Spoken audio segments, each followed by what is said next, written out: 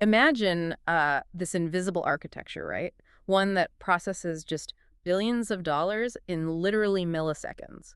It's an environment that's built purely on the anticipation of profit. Yeah, which means it is constantly under siege by human greed. Yeah. I mean, it has to be. Exactly. So the fundamental question we're looking at is how do you engineer trust into a system where, every single participant is financially incentivized to find some sort of unfair advantage? Right. And that structural tension is basically what prevents the financial markets from collapsing into total chaos, because you can't rely on the honor system when you've got that much capital in motion. No, definitely not. You need this mathematically enforced, legally binding framework that, well, anticipates manipulation before it even happens. And that framework is exactly our mission for you today on this deep dive. We are unpacking a highly specific, highly critical portion of the sources you shared with us, specifically Chapter 14 of the NISM Research Analyst Workbook. Yeah, the legal and regulatory environment chapter. Right. And for anyone looking at the NISM exam, you really need to pay close attention to this because this chapter carries a heavy 10-mark weightage. It's huge. It is. But honestly, even beyond the exam, this is the literal operating system of the Indian securities market. Okay, let's unpack this because these rules are not just bureaucratic hurdles or boring red tape. They dictate the actual structural boundaries of what financial analysts can do behind closed doors. Yeah, what data they can leverage, how they're monitored. Right, in real time. Exactly. The ultimate goal of the regulations detailed in this text really boils down to a dual mandate. It's investor protection and maintaining the systemic integrity of the securities market. Because if market participants believe the data they're consuming is compromised, liquidity just vanishes overnight. Totally. But to analyze how these rules function practically, we have to look at the entities that are actually writing the code for this operating system. Yeah, and the text maps out a pretty complex regulatory landscape in India. It is far from a monolith. Like, you have this massive alphabet soup. Oh, absolutely. You've got the Ministry of Finance directing macroeconomic policy, the Ministry of Corporate Affairs, or MCA, regulating the actual governance of registered companies. Then there's the Reserve Bank of India, the RBI, handling monetary policy, credit flow, the banking sector. Right, and then these highly specialized nodes like IRDAI for insurance, PFRDA for pensions, and the IBBI managing the insolvency and bankruptcy processes. It's just a highly segmented architecture. And that segmentation is intentional. It prevents systemic contagion. Like, each regulator has a very strict specialized jurisdiction. But when we look at the specific domain of research analysts and capital markets, which is our focus. Yeah, that regulatory burden falls almost entirely on the Securities and Exchange Board of India. SEBI. SEBI, established formally under the SEBI Act of 1992, and their mandate is just incredibly broad. It really is. They have this primary trio of responsibilities: protect investors, promote the development of the market, and actually regulate the securities market itself. Right. Now, instead of the cliche idea of a regulator just, sitting in a watchtower looking for rule breakers. The whole eye in the sky thing. Yeah, exactly. I look at SEBI more like the architects of a massive casino. Or maybe a blockchain is a better analogy. They aren't just observing the transactions. They are constantly rewriting the consensus mechanisms. Right. They register the dealers, the brokers, the analysts. Yeah, and they have the immediate authority to just shut down the tables, halt trading, freeze assets, rewrite the structural rules if they detect an exploit in the system. If we connect this to the bigger picture, SEBI's regulatory power is proactive, not just punitive. They're attempting to patch vulnerabilities in market behavior before those vulnerabilities can be weaponized at scale. That makes a lot of sense. And when you look at the text, the two most critical vulnerabilities they target are insider trading and fraud. The two cardinal sins of capital markets. Deadly sins. So let's break down the SEBI prohibition of insider trading regulations of 2015 and the prohibition of fraudulent and unfair trade practices regulations, PFUTP, from 2003. Right, so starting with insider trading, that framework revolves entirely around a specific classification of data. They call it UPSI, unpublished price-sensitive information. UPSI, which is essentially the raw material of market manipulation. Exactly. The text defines it as any information that is not generally available to the public, which, if made available, would materially affect the price of a security.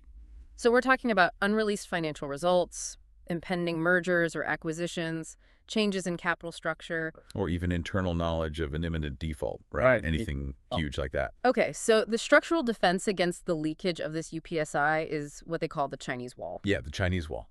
Historically, I think people have viewed this as just a metaphor, like, oh, we have institutional discretion.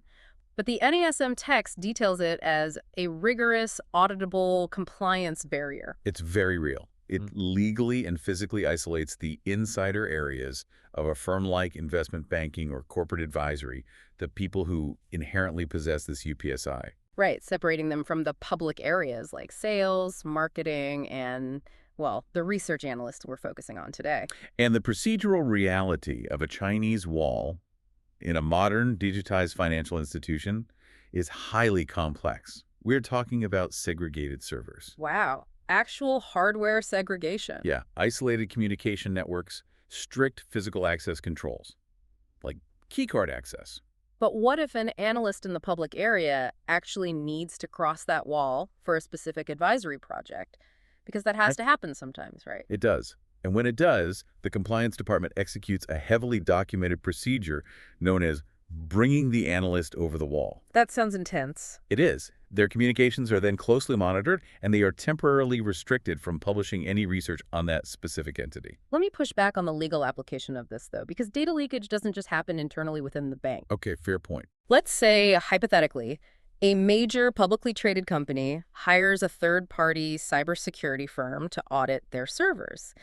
And during the audit, the cybersecurity contractor discovers a massive undisclosed data breach that is absolutely going to tank the company's stock. Oh, a catastrophic breach. Yeah. And the contractor immediately goes out and shorts the stock. Now, they aren't an employee of the company. They aren't a registered analyst. They're just a tech guy.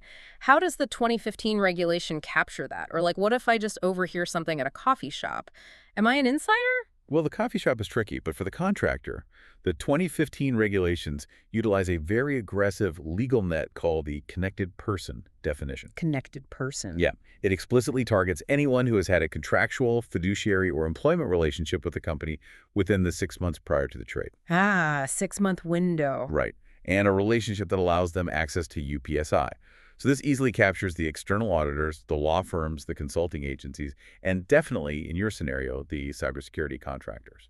Okay, that makes sense. But the fascinating part of that legal framework, at least to me, is the presumption of guilt. Yes, this is a huge deterrent. The text notes that for a connected person, the burden of proof is actually inverted. If you fall into that category and you trade while holding UPSI, the regulator doesn't have to prove you used the information. Right. You have to prove to the regulator that your trade was executed independently of that confidential data. Which seems nearly impossible to prove. Exactly. The legal friction is intentionally high to deter any ambiguity. You just don't trade. And while insider trading deals with the asymmetry of factual information, the PFUTP regulations deal with the active fabrication of information. Right, fraud. Fraud in this context is just the deliberate distortion of price discovery. Yeah, and the text highlights specific mechanical examples of this, like planting false or misleading news in the media. But the one that really illustrates the complexity of market manipulation is circular trading. Oh, circular trading is a classic. It's wild. This is where multiple entities essentially trade the exact same shares back and forth among themselves at incrementally higher prices. Yeah, and the mathematical danger of circular trading is that it doesn't just deceive, average retail investors. It is specifically designed to trigger institutional momentum algorithms. Right, the bots. Exactly.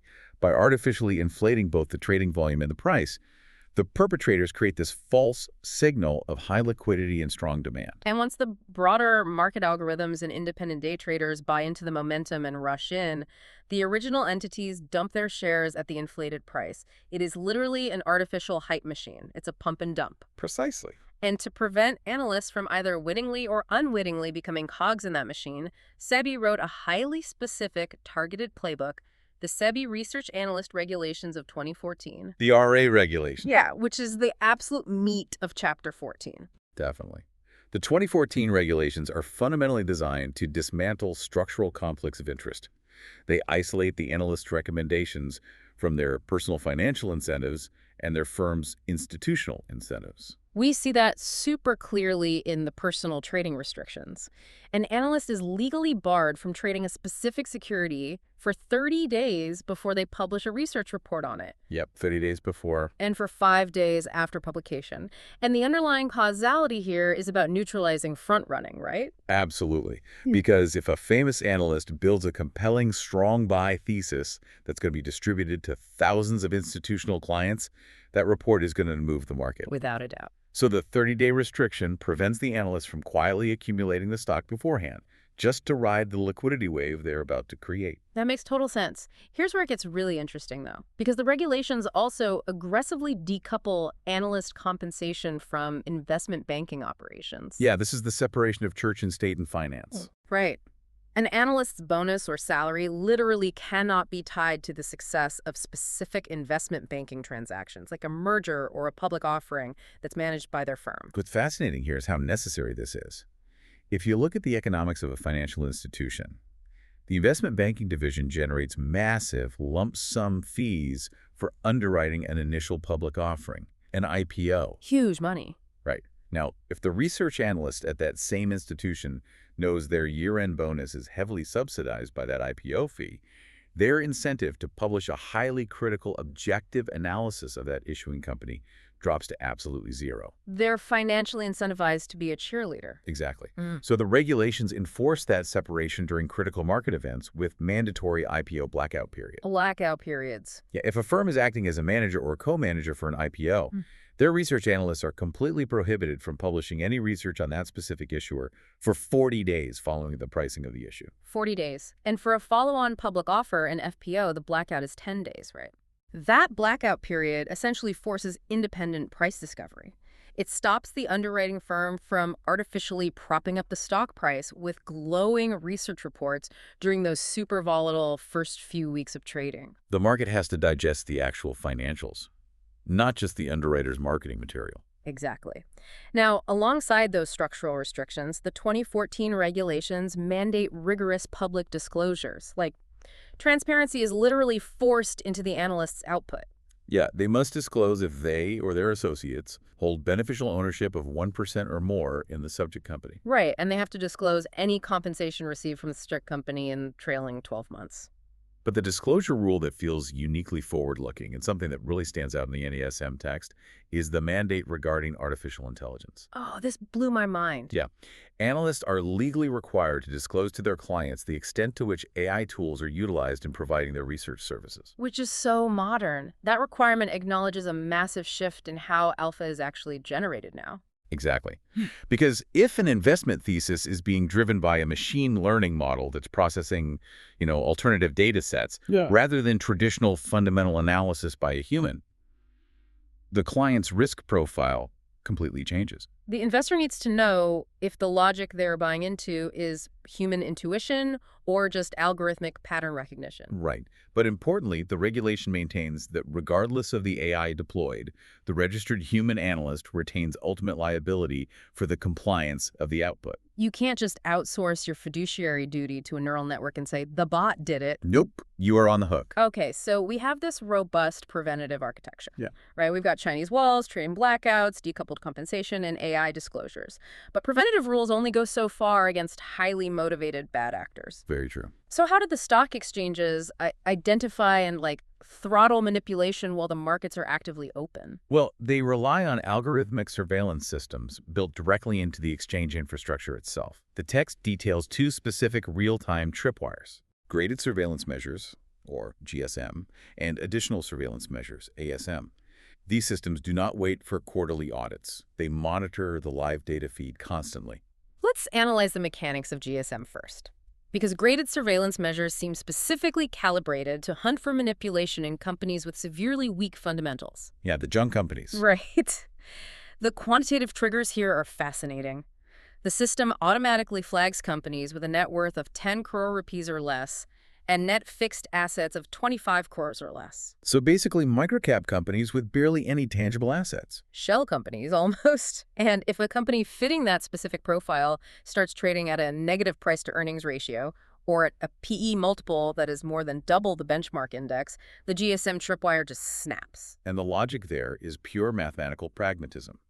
If a company has no assets, no earnings, and yet its valuation is skyrocketing at twice the rate of the broader market, The exchange algorithms recognize that the price action is totally decoupled from reality. It is the literal quantitative fingerprint of a pump and dump scheme.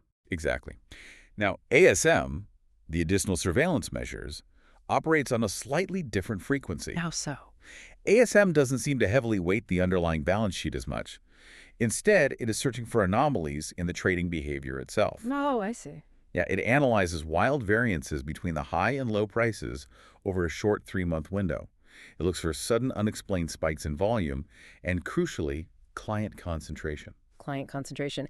That ties back to the circular trading fraud we discussed earlier, right? Yes, exactly. If a stock is trading millions of shares a day, but the ASM algorithm detects that the top 25 clients account for the vast majority of that entire volume, it indicates that the liquidity is just a closed loop. The general public isn't actually trading the stock. A small syndicate is simply passing it back and forth to each other. Okay, so the question then becomes about enforcement. If a stock hits these tripwires, does SEBI just freeze the stock entirely and ruin the party? Because halting the stock completely kind of punishes the legitimate investors who might just be trading on momentum, right? Does SEBI risk destroying legitimate price discovery? It's a great question, but the regulatory response is actually much more surgical than an outright freeze. Okay, how so? The objective of GSM and ASM penalties is to essentially suffocate the speculative velocity by systematically removing leverage. For instance, the exchange might impose a 100% margin requirement on the flagged security. Wow. Which immediately alters the capital efficiency of the trade. Drastically. Because if institutional or speculative traders are forced to put up 100% of the cash up front, they can no longer use leverage to artificially multiply their trading volume. Yeah. The actual cost of manipulation skyrocket. Exactly that dynamic. And in addition to crushing the leverage, the exchange might narrow the price bands. Restricting the maximum percentage the stock can move up or down in a single trading session? Right. And in extreme cases, they move the security to a trade-for-trade settlement. What does that mean practically? It eliminates intraday speculation entirely. If you buy the stock, you cannot square off the position later that day. You are legally forced to take physical delivery into your DMAT account and pay the full value. It effectively drains the oxygen from the room. Yeah. Because if you are a manipulator relying on high-frequency leverage day trades, a trade-for-trade requirement completely breaks your economic model. It kills the momentum dead. But, physical exchanges and trading terminals are really only one vector of the market today. The text pivots heavily into how regulations are adapting to decentralized digital threats, too. Yeah, the final major section of the regulatory environment focuses heavily on modern infrastructure and communication, specifically the Cybersecurity and Cyber Resilience Framework, the CSCRF, and the really stringent SEBI advertisement code. Let's talk about the CSCRF first. It mandates that financial institutions build their digital infrastructure around 5 core pillars: anticipate, withstand, contain, recover, and evolve. Yep, those 5. And what strikes me here is that it explicitly abandons the idea of perfect security. It basically assumes a breach will occur. Which is just a realistic framework for a high-threat environment. Contain and recover mandate that firms have the architectural redundancy to, isolate a compromised server without shutting down their entire trading operation. Right. But the most demanding pillar by far is evolve. It requires firms to conduct rigorous post-mortem analyses of cyber incidents, and not just their own breaches, but global attacks. Right. They have to continuously patch their protocols. Static defense is basically treated as a vulnerability. It's a constant arms race. And while the CSCRF handles the digital infrastructure, the advertisement code handles the digital communication, which has become incredibly volatile with the rise of social media. Oh, yeah. The regulations placed on registered research analysts are brutally restrictive compared to what we see on normal financial feeds online. And that's because the restrictions are designed to completely remove emotional manipulation from financial marketing. The text outlines that analysts are legally prohibited from using superlative terms. They can't brand themselves as the best, the #1, or a top analyst. They are strictly forbidden from promising assured, guaranteed, or risk-free returns. They can't even utilize the SEBI logo to artificially boost their institutional authority. And if they run an audiovisual advertisement, the standard risk warning cannot be hidden in the fine print at the bottom of the screen. Right. It must be a clear 20-word warning, both displayed and voiced, for at least 10 seconds. Minimum 10 seconds. So what does this all mean?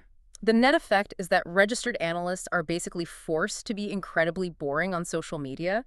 They have to present their services with extreme clinical objectivity. Which is precisely the point. I mean, when you contrast the SEBI advertisement code against the current landscape of unregulated finfluencers. There's influencers. Right. People who routinely promise guaranteed wealth using highly emotive language and flashy cars. The regulatory boundary becomes super obvious. It really does. The code forces registered professionals to communicate in a way that respects the inherent risk of the capital markets.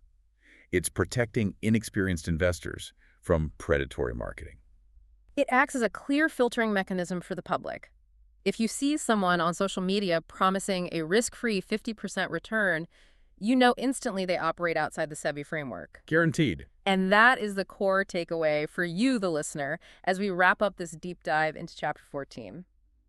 Understanding this dense regulatory environment, from the physical realities of Chinese walls to the algorithmic thresholds of ASM tripwires, is really about recognizing the sheer amount of engineering required to produce trustworthy financial data. Yeah, you aren't just reading opinions. Exactly. When you consume a report from a registered research analyst, you are interacting with an entity bound by decoupled compensation, strict blackout periods, and intense real-time surveillance. That rulebook is literally the only thing that allows you to trust the valuation of the assets you are buying. It is the invisible architecture we talked about at the very beginning. But before we go, I want to leave you with a provocative thought that pushes slightly beyond the current text. Okay, let's hear it. So, we discussed the 2014 mandate requiring analysts to disclose the use of AI in their research, right? Okay. But consider the trajectory of autonomous technology. As machine learning models move beyond just summarizing data and begin actively scraping the internet, synthesizing alternative data, and even writing the code to execute trades automatically, how will future regulators define the concept of a Chinese wall?